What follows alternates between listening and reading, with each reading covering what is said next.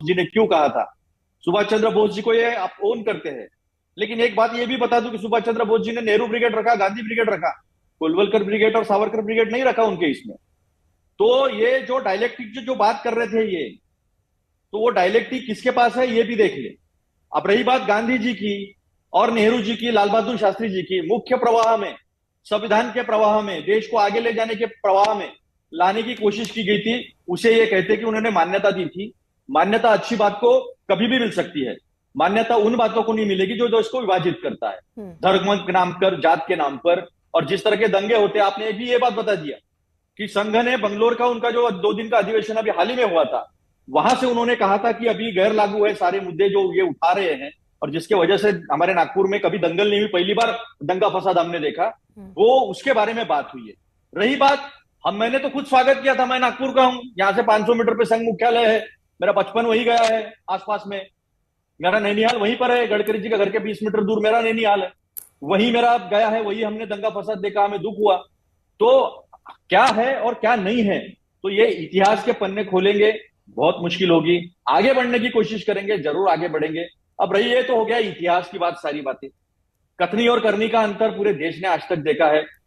लाल कृष्ण अडवाणी जी का क्या पतन क्यों हुआ, वो भी सबने देखा है। आरएसएस क्यों उसके लिए जिम्मेदार है, कौन गया था जिन्ना की मजार पर, ये सारी बातें जो है वो सामने खड़ी है। 11 साल में नरेंद्र मोदी जी नहीं आए। संजय जोशी जी को लेकर जो टकराव संघ में और नरेंद्र मोदी जी और अमित शाह जी के बीच में है, वो खुला है।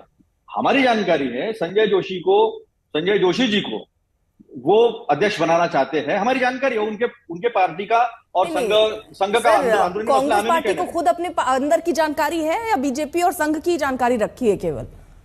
नहीं, ऐसा है कि हमें हमारी जानकारी अच्छे से, इसलिए हमने चुनाव करके हमारा अध्यक्ष चुन लिया। और जिसके ऊपर परिवारवाद का आरोप करते हैं, ऐसे 100 परिवार इनके यहाँ पड़े हैं। इन्होंने कहा बेचारे संघ, हम देखते हैं 2-2 महीने का यहाँ ओटीसी कैंप होता है, तो बेचारे संघ वाले 22 लोग ही है, वहां तो कांग्रेस वाली है 2000 ईडी इनकम टैक्स में कांग्रेस वाले ही जो गए हैं, उनके नीचे काम कर रहे बेचारे। सुधांशु जी इतने होशियार है ना, प्रधानमंत्री बनाया उनको ना, मंत्री बना रहे, सुधांशु जी इतने होशियार है, काफी तर्क वितर्क करते हैं। ठीक है, लेकिन आनंद दुबे जी, ठीक है, आनंद दुबे जी, लोग जा जाके वहां पे मंत्री बन रहे हैं, आनंद दुबे जी बन रहे हैं। अब अगर बात ये कौन ठीक नहीं, राजनीति में तो जिस रास्ते से आपको जीत का रास्ता नजर आए, वहां पर जो भी मिलता है उसको साथ रख लिया जाता है। आप कैसे इससे इनकार करेंगे? इंडिया गठबंधन पूरा उसी तरीके से बना है। मान लीजिए आरएसएस में जो तमाम खामियां भी गिना रहे हैं यहाँ पर अतुल जी बैठकर, लेकिन फिर भी जिस तरह से दिल्ली का चुनाव, हरियाणा का चुनाव, महाराष्ट्र का चुनाव, एक के बाद एक बीजेपी चुनाव जीत रही है, तो क्यों ना अपने तालमेल को ठीक करें? वो क्या दिक्कत है सर? अर्पिता जी नमस्ते। सबसे पहले आपको और सभी देशवासियों को नव वर्ष की हार्दिक शुभकामना, चैत्री नवरात्रि की शुभकामना और गुड़ी पाड़वा की शुभकामना। देखिए अर्पिता जी, ऐसा है कि राष्ट्रीय स्वयंसेवक संघ 27 सितंबर 2025 में अपने 100 साल पूरे करेगी। बहुत अच्छी बात है किसी भी संगठन के लिए जो 100 साल अपनी एक आयु पूरी करती, बहुत अच्छी बात है। हम जो समझते हैं कि राष्ट्रीय स्वयंसेवक संघ ये भारतीय जनता पार्टी की एक प्रकार से एक उनके मार्गदर्शक कह लीजिए, उनके सलाहकार कह लीजिए। हमारे पार्टी के भी बड़े अच्छे संबंध रहे हैं राष्ट्रीय स्वयंसेवक संघ के, क्योंकि वो सामाजिक और सांस्कृतिक संगठन है। वो प्रत्यक्ष रूप से राजनीति में हिस्सा नहीं लेती। ये अलग बात है कि उनके कुछ नेता समय समय पर बीजेपी के शीर्ष पदों पर रहते हैं, लेकिन भारतीय जनता पार्टी और आरएसएस के बीच में क्या आज रिश्ते सही हैं, आज रिश्ते स्वस्थ हैं? इस पर भी एक प्रश्न चिन्ह खड़ा होता है। आपको याद होगा 2 साल पहले ही जेपी नड्डा साहब ने कहा कि अब बीजेपी इतनी बड़ी हो गई है कि उसे राष्ट्रीय स्वयंसेवक संघ के कार्यकर्ताओं की अब उतनी जरूरत नहीं है, या आदतन उतनी नहीं है कि उनकी हम मदद ले सके। उसके बाद क्या हुआ? 2024 के लोकसभा चुनाव में आपने देखा कि राष्ट्रीय स्वयंसेवक संघ की एक बड़ी अच्छी खासी पूरे देश में ताकत है। वो लोगों के बीच में रहते हैं, कोई ऐसी बिल्डिंग नहीं होगा, कोई ऐसा गांव नहीं होगा जहां उनके स्वयंसेवक कार्यकर्ता के रूप में लोगों की सेवा नहीं करते। उसके बाद बीजेपी 240 पे रुकी, फिर आत्मचिंतन हुआ,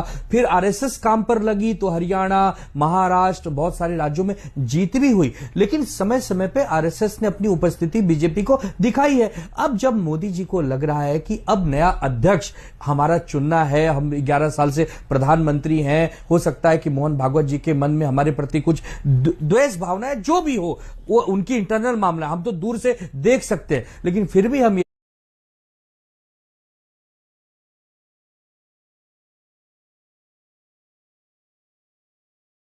यही कहेंगे कि राष्ट्रीय स्वयंसेवक संघ के बिना भारतीय जनता पार्टी अधूरी है, क्योंकि राष्ट्रीय स्वयंसेवक संघ का अपना एक ताकत है। वो पीछे से लगते हैं तब बीजेपी जीतती है, बीजेपी हारती है। हम भी उनके साथ 30 साल काम किए हुए हैं, तो किसी भी संगठन की अब जरूरत नहीं है या इनके बिना हमारा काम चल जाएगा, ऐसी हल्की बयानबाजी अगर बड़े नेता बीजेपी के कहते हैं तो फिर आज मोदी जी अगर उनके साथ रिश्ते सुधारने की जरूरत दिखा रहे हैं तो इसका मतलब रिश्ते में कहीं कमजोरी है, ये बात साबित हो रही है। नहीं तो मोदी जी और मोहन भागवत जी तो कहीं भी मिल सकते हैं, किसी भी कार्यक्रम में मिल सकते हैं, लेकिन अगर स्पेशल उनको नागपुर आना पड़ रहा है, मुख्यालय में आकर कुछ समय बिताना पड़ रहा है और ये जताना पड़ रहा है कि नहीं भैया हम आपके साथ हैं, आप हमारा साथ दीजिए, तो यही बीजेपी के लिए हार है कि बीजेपी अहंकार में चूर है। और बीजेपी 11 साल पहले जो बीजेपी थी अब वो बीजेपी नहीं है। अब वो सबका साथ सबका विकास केवल जुमलेबाजी है, वो दिखावा है। ये आरएसएस भी जानती है और हम आरएसएस का बहुत सम्मान करते हैं, क्योंकि हमारा उनसे कोई वैचारिक न लड़ाई है न कोई मनभेद है। ठीक है, राजीव तुली जी,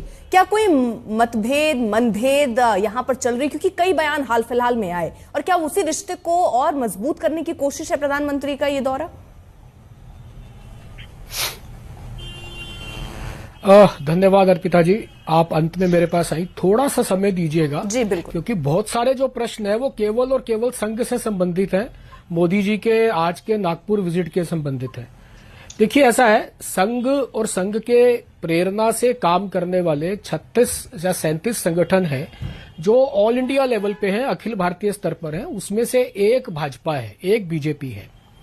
बीजेपी के अध्यक्ष को लेकर के इतनी चर्चा है, बाकी जो 35 संगठन है उसमें भी ये चुनाव की, परिवर्तन की, ये सब जो प्रक्रियाएं हैं ये लगातार चलती रहती हैं, उसकी चर्चा मीडिया में नहीं होती है, ये हैरानी की बात है। जबकि उन सबका एक कम्युलेटिव एफर्ट है या उनके एफर्ट का एक कम्युलेटिव इफेक्ट है, जिसके कारण से भाजपा और जहां भी सत्ता में आती है वो उन सबका भी उसमें योगदान है। परंतु वो सब नींव के पत्थर है और ऐसा संगठन और ऐसा ये सब तय है कि भाजपा ही शीर्ष बनेगी, पहली बात। दूसरी बात, संबंध सुधारने की बार बार बात हो रही है। मुझे लगता है कि बहुत सारे लोगों को शायद ये मालूम नहीं है कि मोहन जी के जो पूजनीय सरसंघ चालक जी की मोहन भागवत जी के जो पिता हैं वो लंबे समय तक गुजरात में प्रचारक रहे। लक्ष्मण राव इनामदार और जो मोहन जी के पिताजी हैं वो दोनों वहां प्रचारक रहे और उन्हीं के क्या कहना चाहिए, उन्हीं के मार्गदर्शन में, उन्हीं के नेतृत्व में, उन्हीं के संरक्षण में मोदी जी संघ के स्वयंसेवक बने, बाद में प्रचारक निकले। और मोहन जी और मोदी जी दोनों समआयु हैं, दोनों की आयु लगभग बराबर है, शायद कुछ मास का आगे पीछे का अंतर है, तो दोनों के एक इतने लंबे संबंध है जो मैं आपको बताने का प्रयास कर रहा हूं। तो ये एक पब्लिक अपीयरेंस एक हो सकती है, परंतु मुझे लगता है कि बहुत सारे लोगों को और मेरा ऐसा विश्वास है कि लगातार आपस में, क्योंकि संघ केवल संवाद से ही चलता है, लगातार आपस में दोनों का मिलना जुलना रहता है। पब्लिक अपीयरेंस हो सकता है दोनों की एक साथ पहली बार हुई, लेकिन क्योंकि सर मैं यहाँ जिक्र आप ये कह रहे हैं ऐसा कुछ नहीं है, आप संबंध बता रहे हैं कि बहुत पुराने संबंध रहे हैं। सर सुनिए, तो नड्डा साहब का फिर ऐसा बयान जब आता है कि पहले बीजेपी अक्षम थी अब सक्षम है, लिहाजा फैसले हम खुद ले सकते हैं। वहीं भागवत जी का जो बयान मैंने 2 कोट किए सुधांशु जी के लिए कि राम मंदिर निर्माण को लेकर जो अब नए तरीके से हिंदू मुद्दा उठाकर हिंदू नेता बनने की कोशिश कर रहे हैं, स्वीकार नहीं है, मस्जिद अलग अलग जगह पर जमीन जाके नहीं खोदनी चाहिए, ये सारे बयान फिर क्या दिखाते हैं सर? अगर रिश्ते इतने ही मजबूत है तो ये क्या दिखाते हैं? जी मैं बताता हूं, मैं उसी पे आता हूं। देखिए अभी क्या है कि अभी ना हम सब लोग संयुक्त परिवार का जो कॉन्सेप्ट है ना उसको भूल गए हैं। संयुक्त परिवार में सब जो इकाइयां होती हैं वो स्वतंत्र होती हैं, वो स्वावलंबी होती हैं, वो स्वायत्त होती हैं, परंतु स्वच्छंद कोई नहीं होता उसमें से। तो ये जो संयुक्त परिवार का कॉन्सेप्ट है उसी पर ये संघ के जो सब विविध संगठन है या संघ के विचार से प्रभावित संगठन है, उनकी प्रेरणा से चलने वाले संगठन है, संयुक्त परिवार की तरह ही चलते हैं। यह बात बिल्कुल ठीक है जो नड्डा जी ने कही। एक समय था जब संघ के ही जो पदाधिकारी थे वो अपने झोले में 3 डायरी रखते थे। एक डायरी रखते थे जो सीधा संघ के काम से संबंधित थी, एक डायरी रखते थे जो स्वयंसेवकों के परिवार उससे संबंधित थी, तीसरी डायरी रखते थे जिसमें सब संगठनों का हिसाब रखते थे। उसमें विश्व हिंदू परिषद का, किसान संघ का, मजदूर संघ का, विद्यार्थी परिषद का, भाजपा का, विद्या भारती का, एनएमओ का, संस्कार भारती का, सहकार भारती का, जितने संगठन है उन सब संगठनों का हिसाब रखते थे। परंतु अब वो नहीं रखते हिसाब, क्योंकि वो सब संगठन जो है वो स्वतंत्र हो गए, स्वायत्त हो गए, स्वावलंबी हो गए। परंतु तो भी उनमें से कोई संगठन स्वच्छंद नहीं है। तो किसी भी संगठन के लिए भाजपा संघ ने अपनी रचना में, संरचना में एक संपर्क अधिकारी तय किया हुआ है, एक पालक अधिकारी तय किया हुआ है। किसी भी विषय पर चर्चा होनी होगी तो उससे चर्चा होगी, चर्चा होकर निर्णय होगा। अब ये एक बहुत ही जुवेनाइल सा एक मानना है, एक धारणा है कि इतने ये जो दो लोग आपस में वहां मोहन भागवत जी और नरेंद्र मोदी जी मिले होंगे, जुवेनाइल को हिंदी में बचकाना भी कहते हैं।